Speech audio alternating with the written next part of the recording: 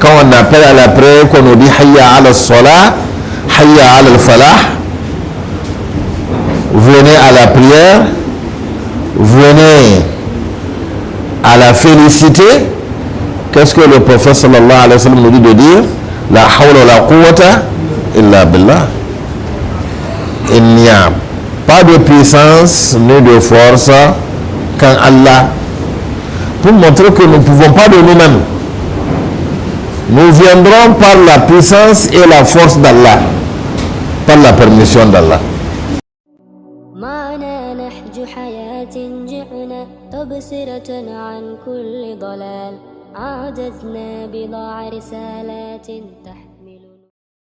أعوذ بالله السميع العليم من الشيطان الرجيم. بسم الله الرحمن الرحيم. الحمد لله رب العالمين. أصلي وأسلم صلاة وتسليما يليقان بمقام سيد الأنبياء وإمام المرسلين. أشهد أن لا إله إلا الله ولي الصالحين، وأشهد أن سيدنا وحبيبنا وعظيمنا وشفيعنا محمد رسول الله صلوات ربي وسلامه عليه وعلى آله وعلى أصحابه أجمعين وعلى كل من اتبعه بإحسان إلى يوم الدين. أما بعد، السلام عليكم ورحمة الله وبركاته.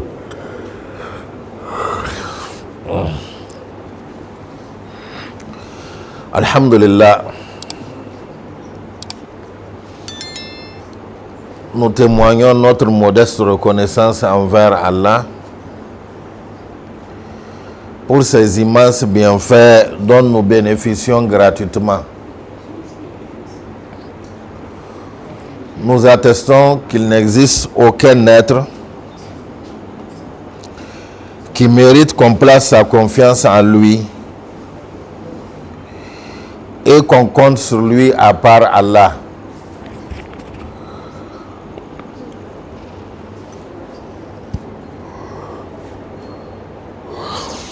Nous attestons que notre guide, notre maître et notre avocat, le prophète Muhammad sallallahu alayhi wa sallam, est le dernier des messagers ainsi que le dernier des prophètes. Allah l'a envoyé comme miséricorde à toutes les créatures. Wa ma arsalnaka illa rahmatan lil alamin.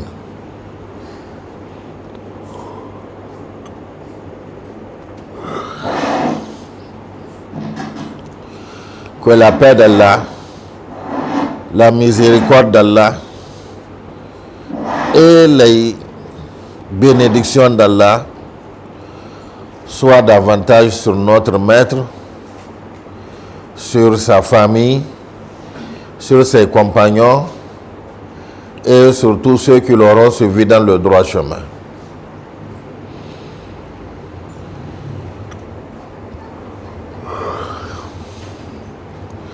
Nous vous saluons après ceci par la salutation qu'Allah a enseignée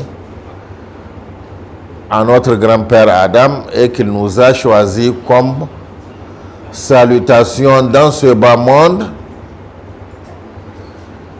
et aussi qu'il a réservé comme salutation qui sera d'usage dans le paradis.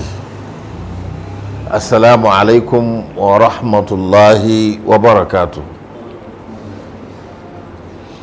Alhamdulillah.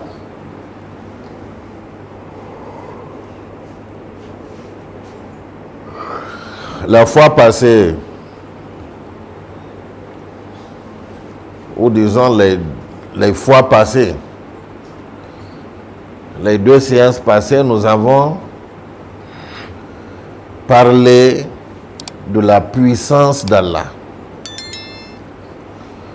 Que la puissance d'Allah n'est pas d'égal et elle n'a pas de limite.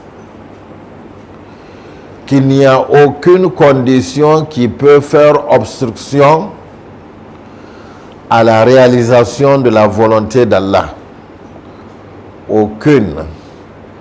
Il fait ce qu'il veut, quand il veut, où il veut, comme il veut, avec ce qu'il veut. Il suffit qu'il dise à la chose soit et la chose est.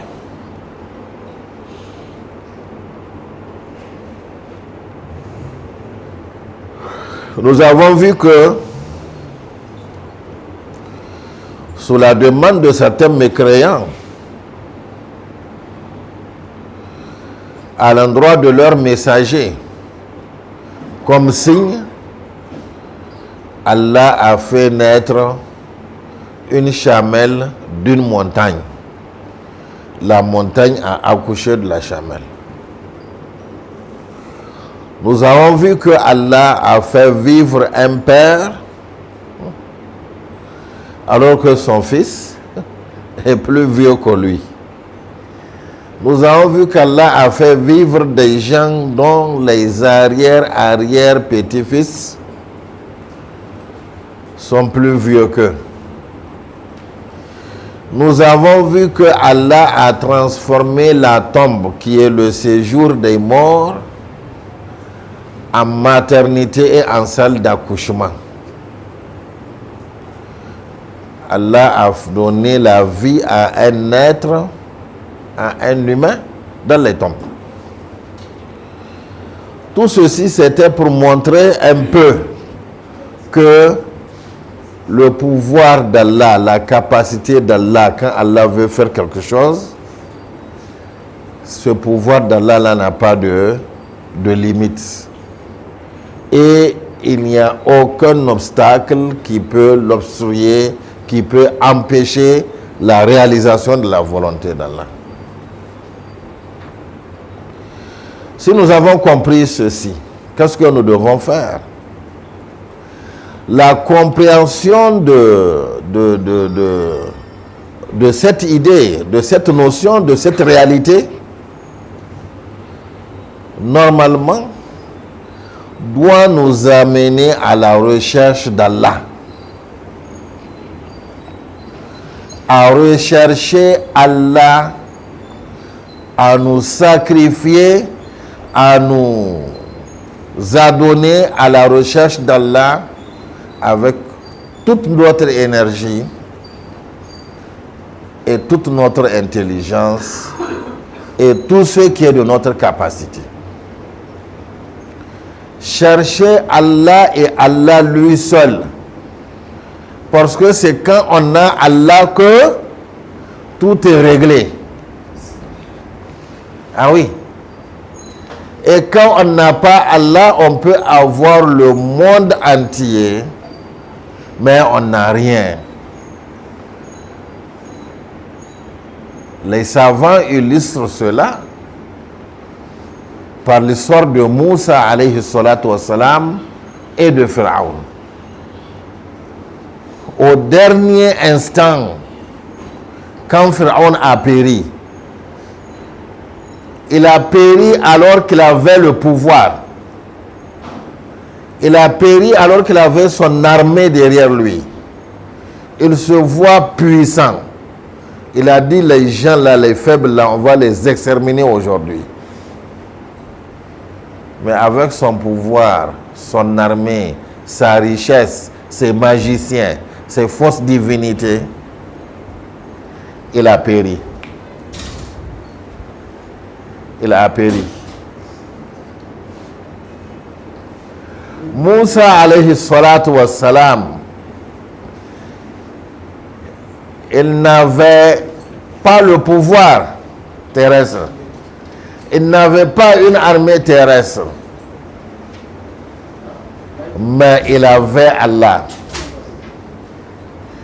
Allah lui a demandé de fuir. Il est même dans une position de fuite.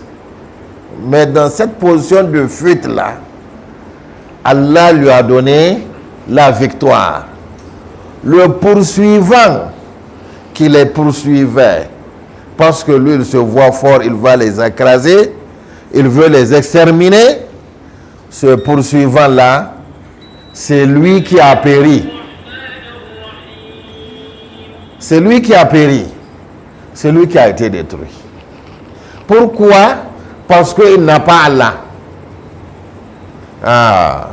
Et comme il n'a pas Allah, son pouvoir, son armée, ses magies, ses richesses et tout ce qu'il a ne lui ont servi à rien. Alors que Moussa alayhi salatu wassalam, qui avait Allah, lui, il a été sauvé. Alors qu'il n'a aucune armée, aucune puissance visible, terrestre, physique. Mais lui, il a été sauvé. Pourquoi? Parce qu'il a Allah. C'est pourquoi nous avons dit que celui qui a compris que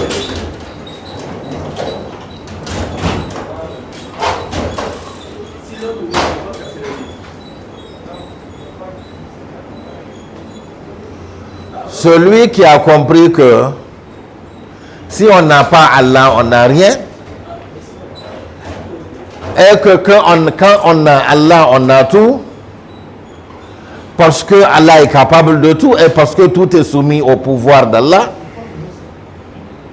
celui-là va se mettre à la recherche d'Allah et à la sincérité dans la recherche d'Allah. À la sincérité dans la recherche d'Allah. Celui qui n'a pas compris qui est Allah, qui n'a pas su estimer Allah à sa juste valeur, il va lutter pour le folklore de ce monde-là. Il va chercher le monde. Il va chercher refuge dans les biens de ce monde, dans le pouvoir de ce monde, et il sera dessus. Parce que Pharaon, qui a compté sur son pouvoir, sa force, inna ha'ula'i la shirzimatun qalilatun wa inna fawqahum la gha'izun. Mais ces gens-là, c'est un petit groupuscule de gens faibles, et nous sommes forts. Au-dessus d'eux, par rapport à eux, nous sommes forts. On va les écraser aujourd'hui. Allahu Akbar. Ils les ont poursuivis en étant sûrs qu'ils vont les massacrer. Mais qui a été massacré après? Après tout, à la fin, ce sont eux, les forts, qui ont été massacrés. Et qui a eu la victoire? Les faibles. Pourquoi? Quelle est la différence? Parce que Allah est du côté de ces faibles-là et que ces forts-là, ils n'ont pas Allah. Et Pharaon lui-même, à la fin, il a compris ça. Amantu annahu la ilaha illa alladhi amanat bihi banu Israël wa ana minal muslimin. Pharaon a compris ça à la dernière minute. Malheureusement, c'était trop tard pour lui. Je crois, j'ai cru, j'ai foi en la divinité, en Allah, en qui les Bani Israël ont cru. Et je fais partie des musulmans. Mais c'était trop tard. C'est pourquoi nous devons marcher, nous devons fournir d'efforts, nous devons nous sacrifier à la recherche d'Allah. Puisque quand on a Allah, on est tranquille. Mais quand on n'a pas Allah, quel que soit ce qu'on a, c'est zéro. C'est zéro. C'est pourquoi nos prédécesseurs qui ont compris cela, ils ont cherché Allah, ils se sont sacrifiés pour rechercher Allah de façon sincère. On racontait que Rabi'atul Adawiyya, rahmahallah, qu'Allah lui fasse miséricorde, elle fait partie des femmes pieuses que l'histoire de l'islam a connues, et une des femmes pieuses les plus importantes. Rabi'atul Adawiyya a entrepris avec certaines personnes de sa région d'aller au pèlerinage.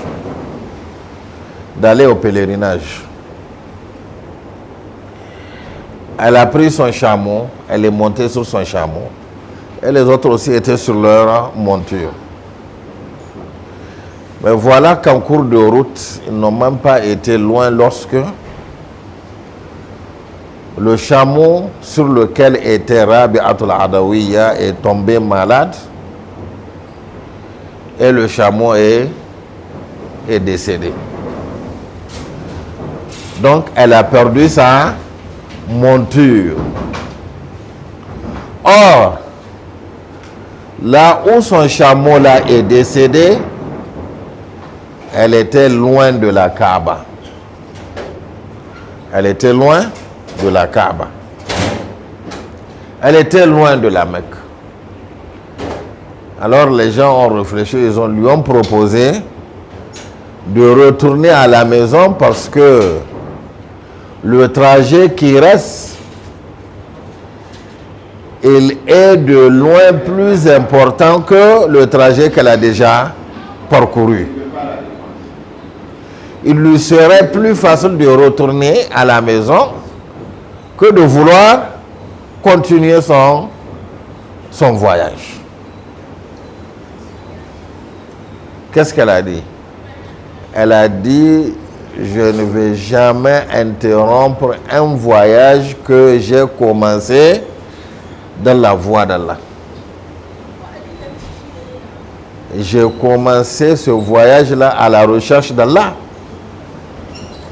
pour aller rencontrer Allah, pour aller au pèlerinage pour Allah.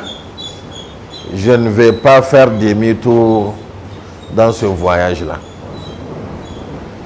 Je vais continuer mon voyage à pied. Allez-y me laisser. Les gens l'ont écouté.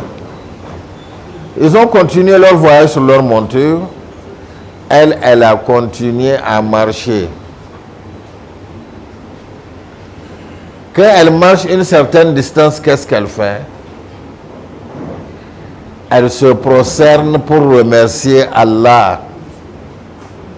Elle se prosterne pour témoigner sa reconnaissance à Allah qui lui a permis de marcher ces pas-là. La hawla wa la quwwata illa billah. Quand on appelle à la prière, qu'on nous dit hayya ala salah, hayya ala al-falah, venez à la prière, venez à la félicité. Qu'est-ce que le prophète sallallahu alayhi wa sallam nous dit de dire? La hawla wa la quwwata illa billah. Il n'y a pas de puissance ni de force qu'en Allah. Pour montrer que nous ne pouvons pas de nous-mêmes. Nous viendrons par la puissance et la force d'Allah, par la permission d'Allah.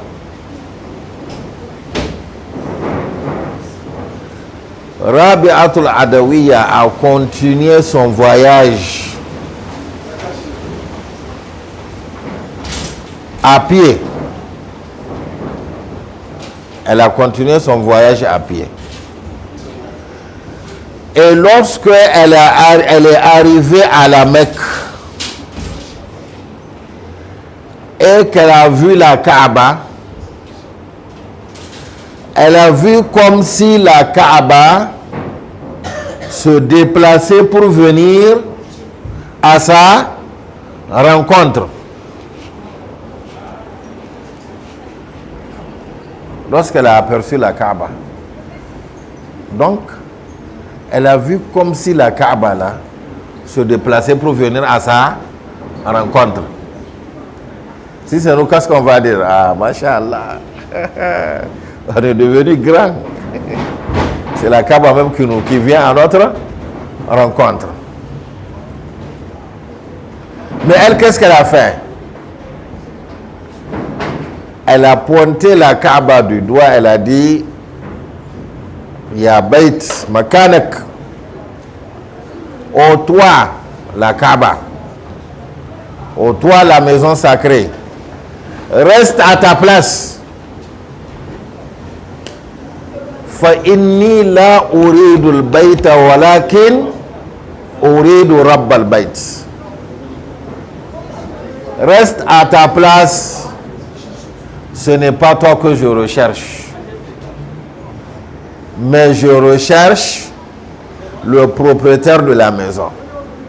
C'est pas la maison qui m'intéresse, c'est pas la Kaaba qui m'intéresse, mais c'est le propriétaire de la Kaaba qui m'intéresse. Reste à ta place, je n'ai pas besoin de ça. Allahu Akbar. Si c'est nous, que la Kaaba vienne pour que tout le monde voit. Pour que tout le monde voit qu'entre nous et Dieu là, on est des pieux. Alhamdulillah, masha'Allah. On va même se mettre maintenant à arnaquer les gens, à les exploiter. Elle dit reste à ta place. Ce n'est pas toi que je recherche, mais c'est ton Seigneur que je veux. C'est ton Seigneur que je recherche. C'est ça la sincérité dans la recherche d'Allah. La sincérité dans la recherche d'Allah. Je suis venu pour rencontrer ton Seigneur, mais pas toi.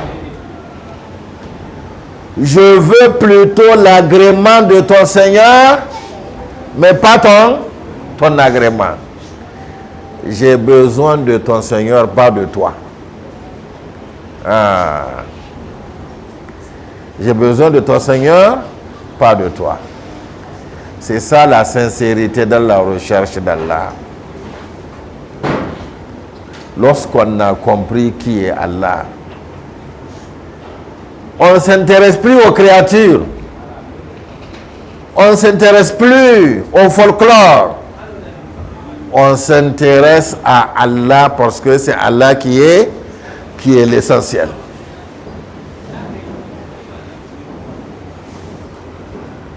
Ces gens-là, ces pieux-là, quel est leur principe?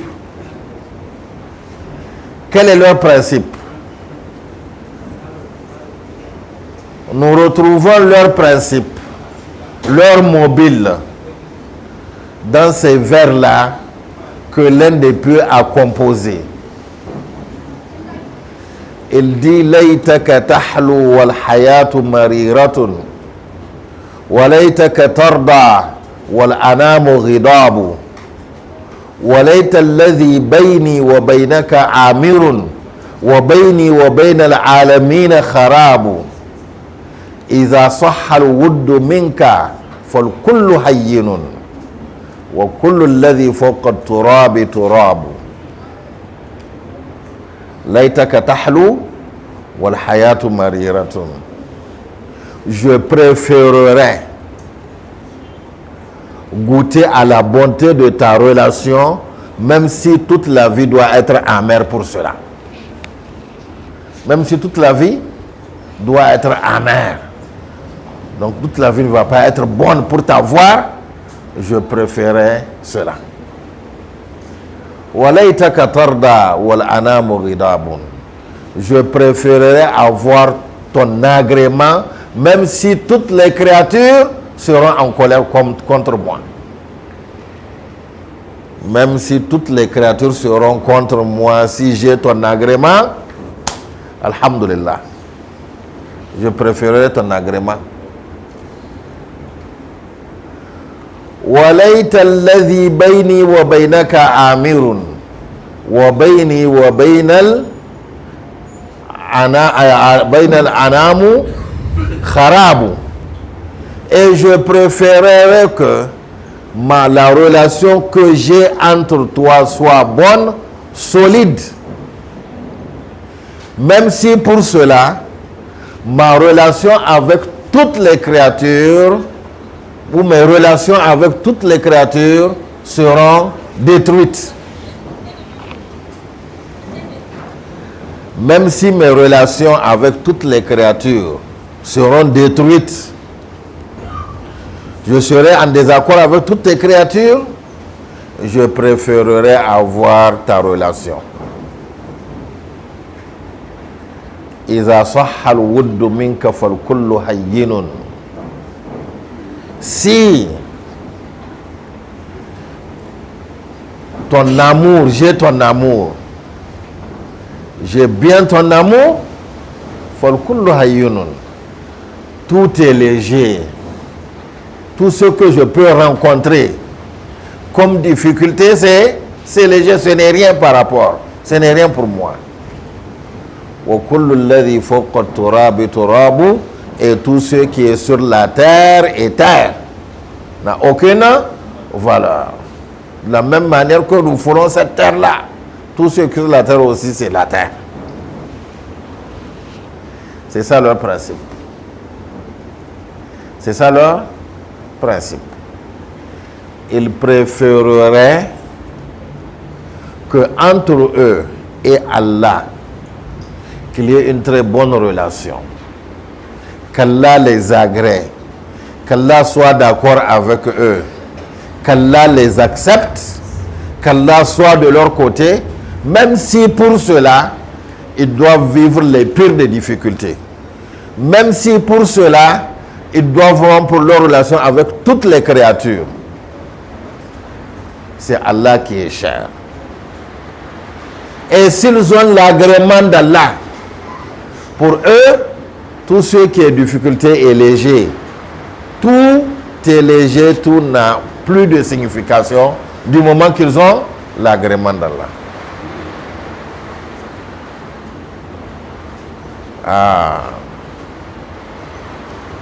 C'est ce mobile-là qui mouvait ces gens-là. Elle est venue chercher Allah. Elle a parcouru combien de kilomètres à pied? Elle a parcouru combien de kilomètres à pied?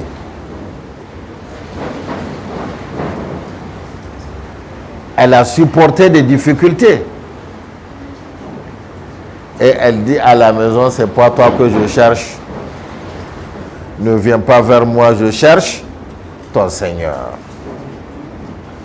Si j'ai l'agrément de ton Seigneur, toutes ces difficultés-là ne me disent rien. Ça ne me dit rien. C'est pourquoi le prophète Muhammad sallallahu alayhi wa sallam, lorsque il a été mis sous embargo avec ses compagnons à la Mecque, on les a fait sortir de leur maison, on les a isolés.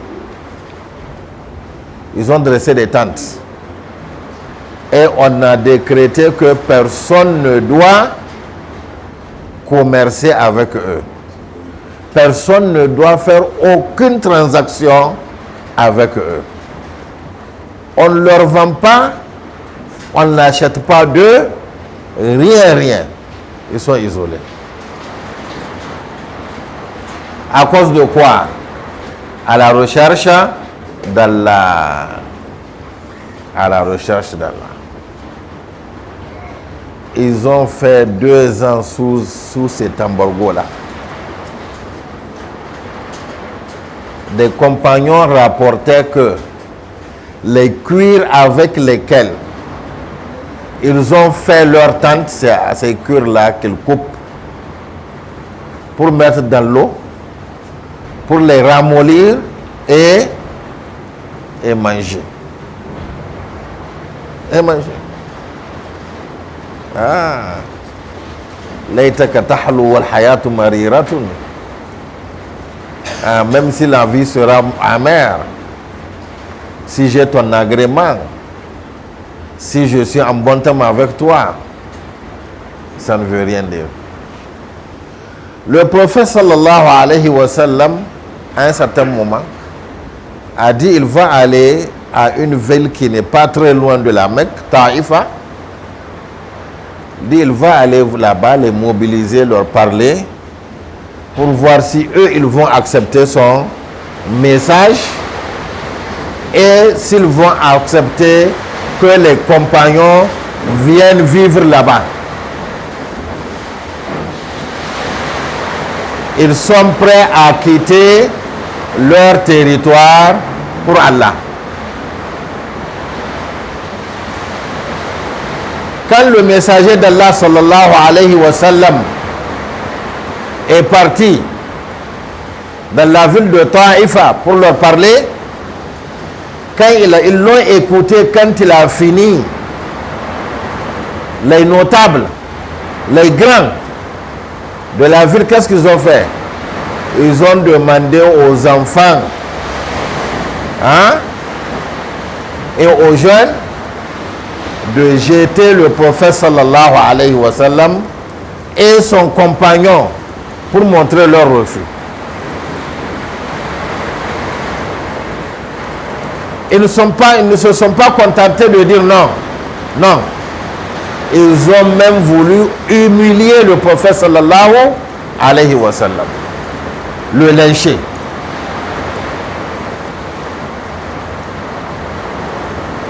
Le prophète sallallahu alayhi wa sallam et son compagnon Zayd radiallahu anhu, dans ce voyage-là, étaient obligés de quitter la ville de Taïfa sous les coups de pierre. Le messager d'Allah a même eu une blessure. Ils les ont fait sortir de la ville avec des coups de pierre. Lorsque le messager d'Allah sallallahu alayhi wa sallam est arrivé à un certain endroit, Allah a dépêché un ange. Un ange est venu le voir pour dire: Allah te dit, si tu veux, ces gens-là, comme leur ville est entourée de pierres, moi là, je vais demander aux pierres là de se mouvoir et de les écraser tous parce qu'ils t'ont humilié.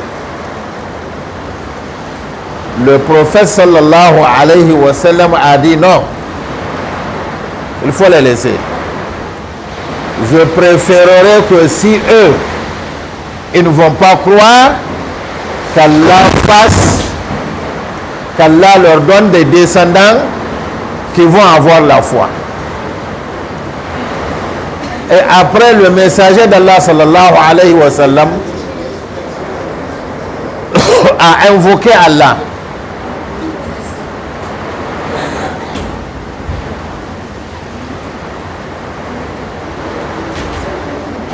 Il a invoqué Allah.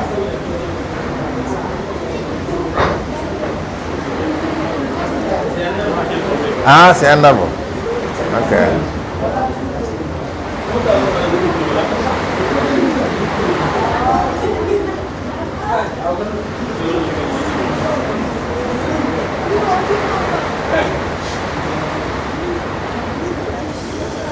Le prophète sallallahu alayhi wa sallam a adressé une invocation auprès d'Allah. Une parole qu'il a adressée à Allah. Et dans cette parole, il dit: si tu n'es pas fâché contre moi, si tu n'es pas fâché contre moi, tout ce que je suis en train de vivre, tout ce que je suis en train de subir, ne me dis rien. Ah, Fala Obali. Ça ne me dit rien. Tant que tu n'es pas fâché contre moi. La faim, l'embargo contre moi et mes compagnons,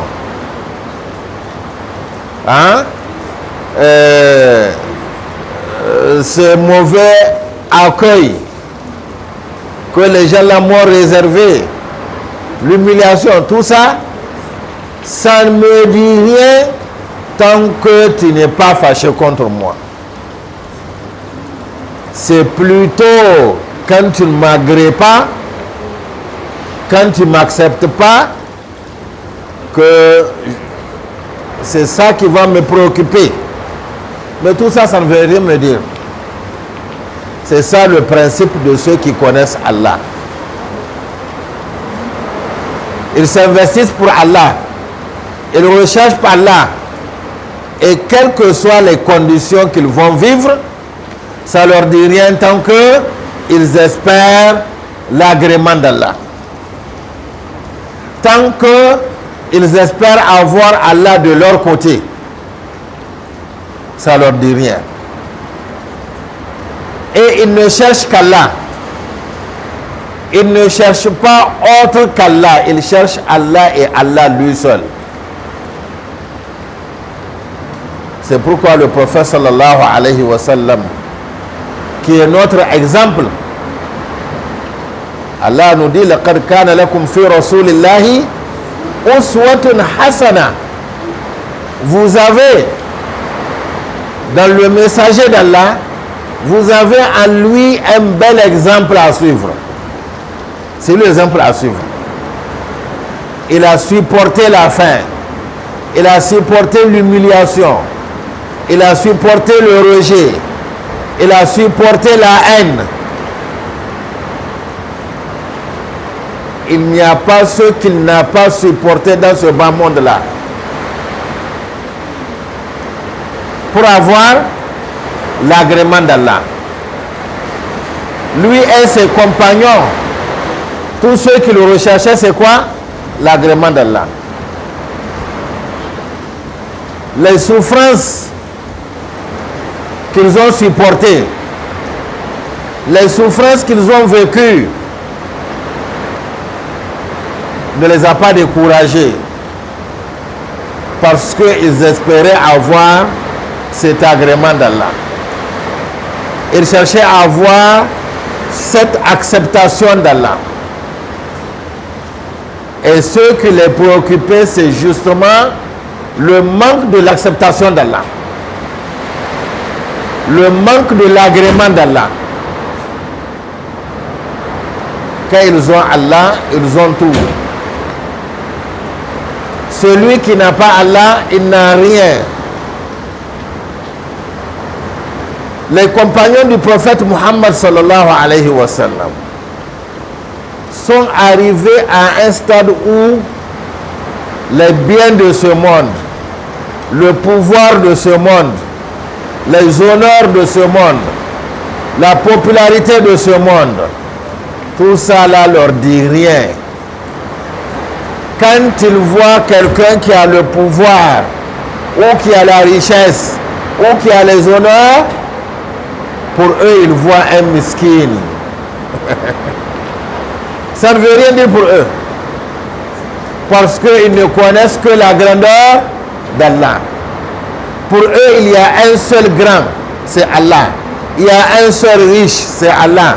Il y a un seul qui a le pouvoir, c'est Allah. Il y a un seul honoré, c'est Allah. Il y a un seul élevé, c'est Allah. وَكُلُّ الَّذِي فَوْقَ التُّرَابِ تُرَابُ. Tout ce qui est sur la terre est terre. Tout ce qui est sur la terre est insignifiant pour eux.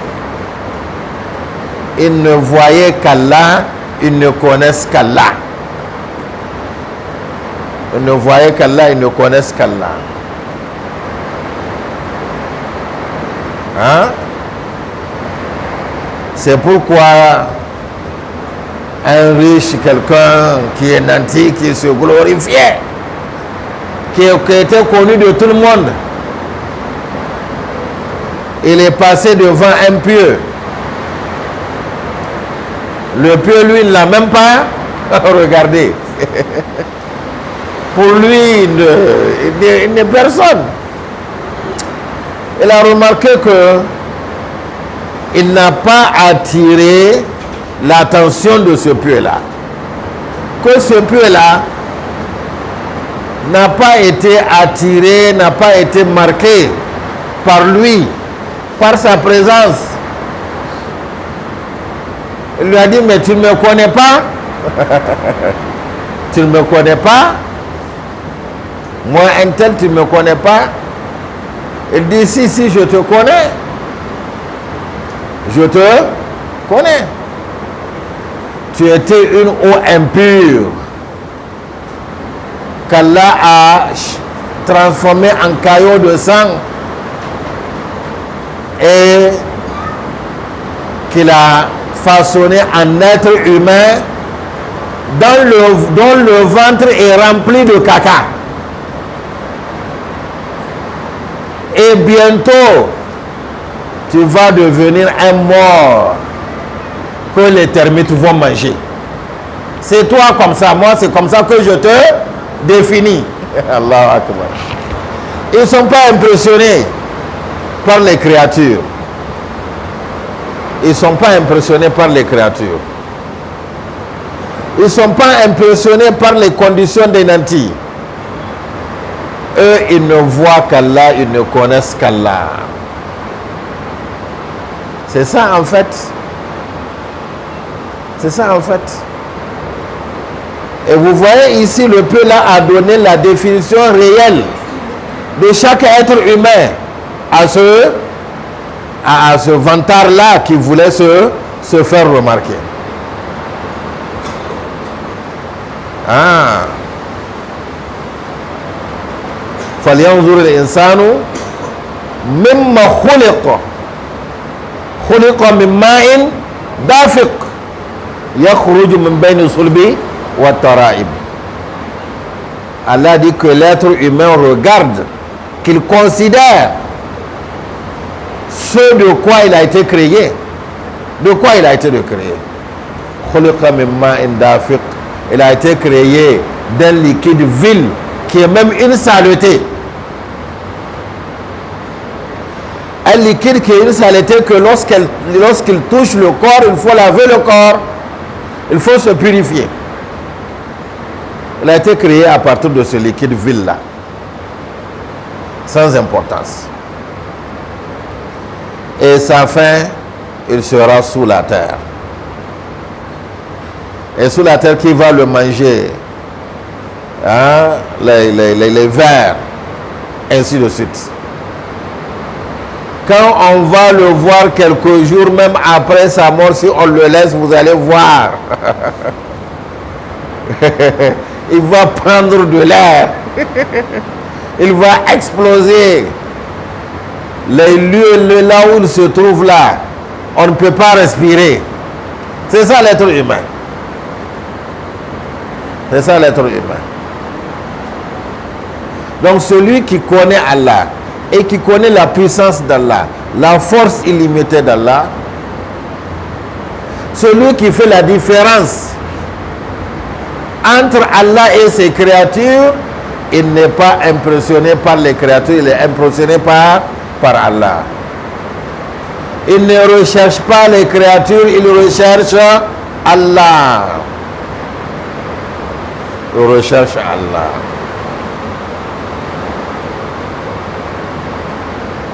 Il recherche Allah. Si c'est un pouvoir que la créature a, un pouvoir de nuire, cette créature ne peut nuire que par la permission d'Allah. Si c'est un pouvoir de bienfaisance qu'Allah a donné à la créature, cette créature ne peut pas faire le bienfait si ce n'est pas par la permission d'Allah. Si ce n'est pas par la permission d'Allah, si Allah veut, la créature nuisible là, c'est elle qu'il va utiliser pour faire du bien à quelqu'un. Pharaon a tué combien d'enfants à la recherche de Moussa alayhi salatu wa salam? Combien? Des millions d'enfants. Il les a tués. Il recherchait Moussa. Mais le jour où il a rencontré Moussa, qu'est-ce qu'il a fait? Son pouvoir de nuisance là, il l'a exercé sur Moussa? Non. Il est devenu le protecteur de Moussa alayhi salatu wa salam. Il est devenu le protecteur de Moussa. Il est devenu le père adoptif de Moussa. Oui, oui. Et il cherchait même une nourrice pour Moussa. C'est ça. Eh oui. Et il a élevé Moussa. avec ses moyens, tout. Alam nurabbika fina saghira. C'est ça? Ne t'avons-nous pas élevé ici alors que tu étais tout petit? Lorsque Moussa est venu le prêcher. Eh oui. C'est Allah qui l'a utilisé. Et l'année où Moussa était né, c'était l'année où il devrait tuer les garçons. L'année où il tuait les garçons, on a tué les garçons, tous les garçons qui sont nés sont tués, sauf Moussa alayhi salatu wassalam. La mère voulait le cacher à Pharaon à cause de sa nuisance, de son pouvoir de nuisance. Et dès que Pharaon le verra, il saura que c'est un enfant de l'ethnie dont il doit tuer les enfants, les Bani Israël. Leur couleur, leurs teintes ne sont même pas les mêmes. Pharaon c'est un noir, eux ils sont des blancs. Allah n'a pas changé le teint de Moussa alayhi salatu wassalam pour le camoufler.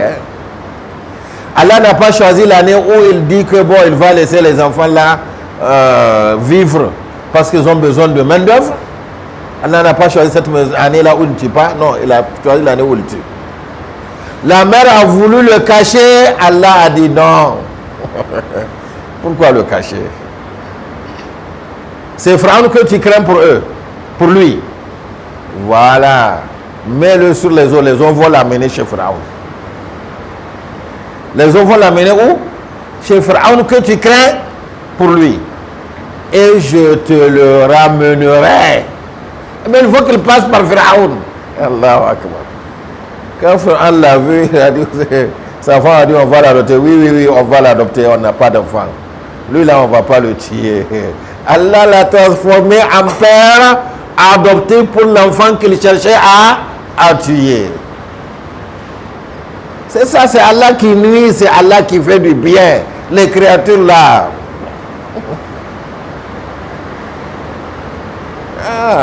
Quand on a jeté le prophète Ibrahim alayhi salatu wassalam dans le feu, c'était dans quel but?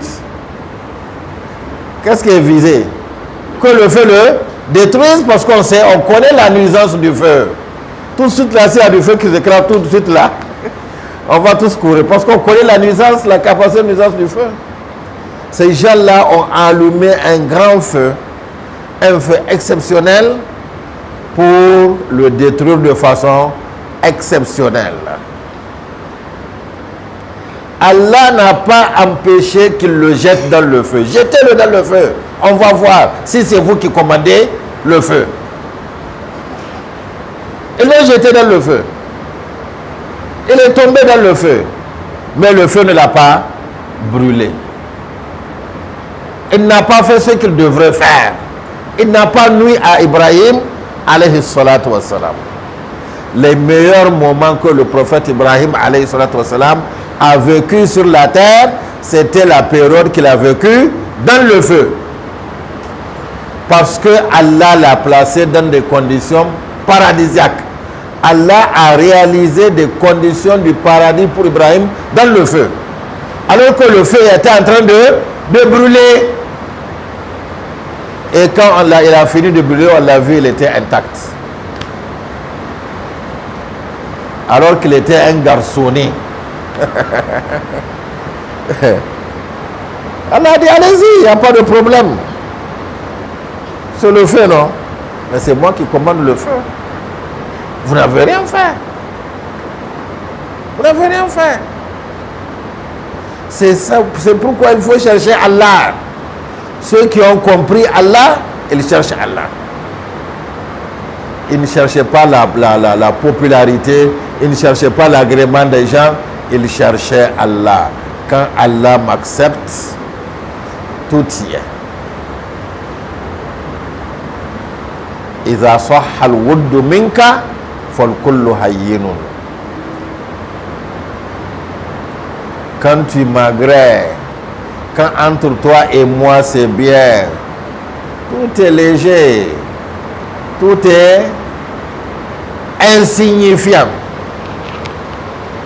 Pas même secondaire, c'est insignifiant.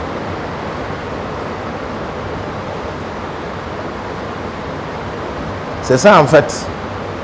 Mais lorsqu'on laisse Allah et que maintenant on place sa confiance dans les capacités relatives des créatures, le feu brûle, je sais pas, l'eau rafraîchit, le riche peut donner, celui qui a pouvoir il peut faire ceci, celui qui a ceci il peut faire cela.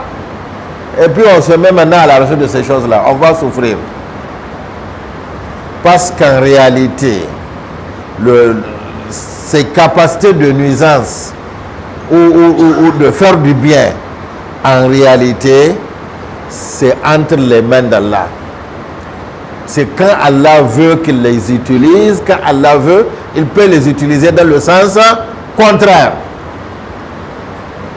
Oh oui. S'il veut, il fait en sorte que les aiguilles tournent dans le sens contraire. C'est ça. C'est pourquoi il ne faut pas chercher les créatures. Il faut chercher Allah.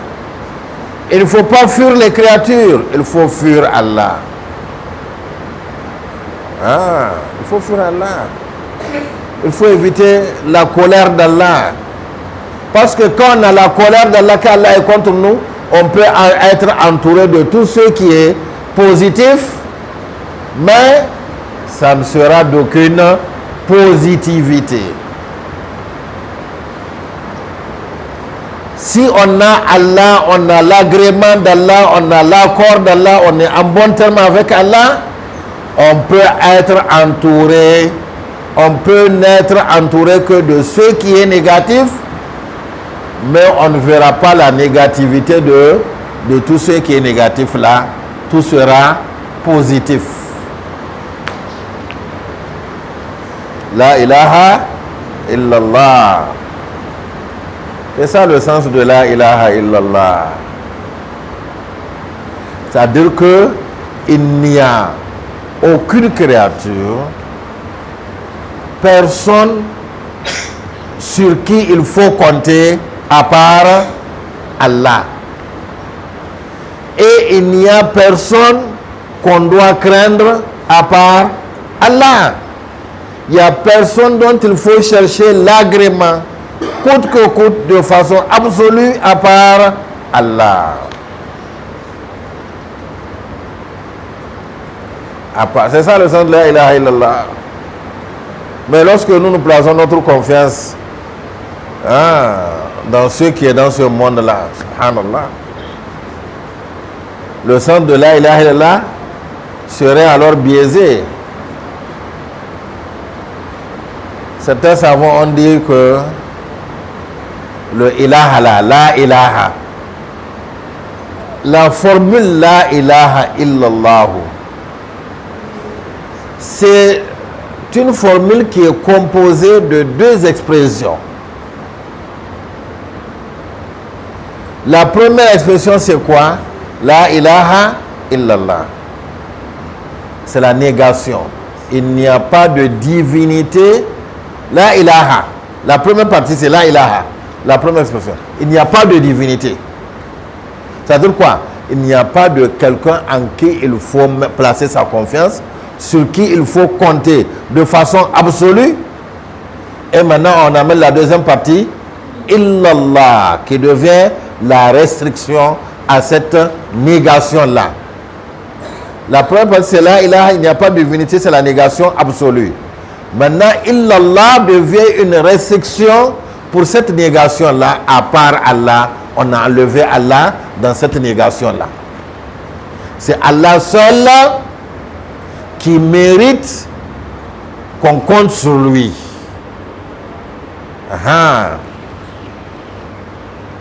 Qu'on compte sur lui. Les pieux prédécesseurs qui ont compris, même ceux qui sont entre leurs mains là, pour l'utiliser et pouvoir tirer le bien qui s'y trouve, il faut qu'ils invoquent Allah pour que Allah leur soumette ce qui est dans leurs mains là. Hein? On a faim, on a quelque chose dans la poche, on peut s'acheter à manger. Et il faut qu'il demande Allah, donne-moi à manger. Et fais en sorte que ce que tu m'as donné là me procure à manger. Oh oui. Pas comme ça, bon, si c'est noir, bon, j'ai mon argent, je vais aller m'acheter le manger. C'est quoi? On a confiance à notre argent là. Et on a confiance au fait que quand on va manger, la faim là va disparaître. Si c'est un médicament qu'on veut boire, tout de suite on a confiance que dès qu'on prendrait le médicament, il va faire son travail. Mais eux, il faut qu'ils demandent d'abord à Allah parce qu'ils savent que tout est sous le contrôle d'Allah. Il faut que Allah le veuille d'abord pour que le médicament soigne. Il faut que Allah le veuille d'abord pour que la nourriture, n'est-ce pas, rassasie. Il faut que Allah le veuille pour que ce qui est positif soit positif. Il faut qu'Allah le veuille pour que ce qui est négatif soit négatif. Ils mettent Allah entre eux et ce qui est négatif. Et ils demandent à Allah de leur soumettre ce qui peut être positif. C'est ça en fait. Mais nous, non, on pense que c'est de façon absolue, c'est positif. De façon absolue, c'est négatif. On fuit. Et là, ce qui est positif, on le cherche coûte que coûte. Parce qu'on a confiance à son utilité.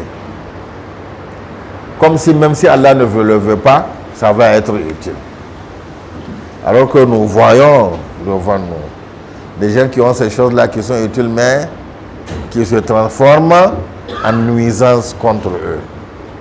Subhanallah. Donc cherchons Allah. Soyons sincères dans notre recherche d'Allah. Une fois qu'on a Allah, qu'on sache que tout est bon. Quand on n'a pas Allah, ça ne va pas. On n'a pas le droit de dormir. On n'a pas le droit de croiser les bras. Il faut avoir Allah. Qu'Allah nous facilite le travail. Qu'Allah nous guide davantage et qu'il nous fasse miséricorde. Qu'Allah nous donne les bienfaits qui sont liés à ces pluies-là et qu'Allah nous épargne le mal qui peut être lié à ces pluies-là. Qu'Allah nous les utilise de façon positive. La négativité qui se trouve dans ces pluies qu'on a prévues, qu'Allah, ou qu'on a étudié, on a vu leur probabilité, qu'Allah nous l'écarte, qu'Allah nous l'éloigne. ربنا لا تؤاخذنا إن نسينا أو أخطأنا ربنا ولا تحمل علينا إصرا كما حملته على الذين من قبلنا ربنا ولا تحملنا ما لا طاقة لنا به واعف عنا واغفر لنا وارحمنا أنت مولانا فانصرنا على القوم الكافرين اللهم ارحمنا وارحم أمتنا رحمة عامة اللهم إخواننا في فلسطين والمعذبين في العالم كله والمعذبين في العالم كله اللهم ارحمهم رحمة خاصة اللهم ارحمهم رحمة خاصة اللهم فرج هموم المهمومين ونفس كروب المكروبين اللهم اقض الديون عن المدينين اللهم اشف مرضانا واغفر لموتانا وارحمهم واكرم نزلهم اللهم يسر لكل معسر اللهم يسر لكل معسر اللهم يسر لكل معسر محمد صلى الله عليه وسلم اللهم صل على محمد وعلى ال محمد كما صليت على ابراهيم وعلى ال ابراهيم وبارك على محمد وعلى ال محمد كما باركت على ابراهيم وعلى ال ابراهيم في العالمين انك حميد مجيد سبحان ربنا رب العزة عما يصفون والصلاة والسلام على المرسلين الحمد لله رب العالمين.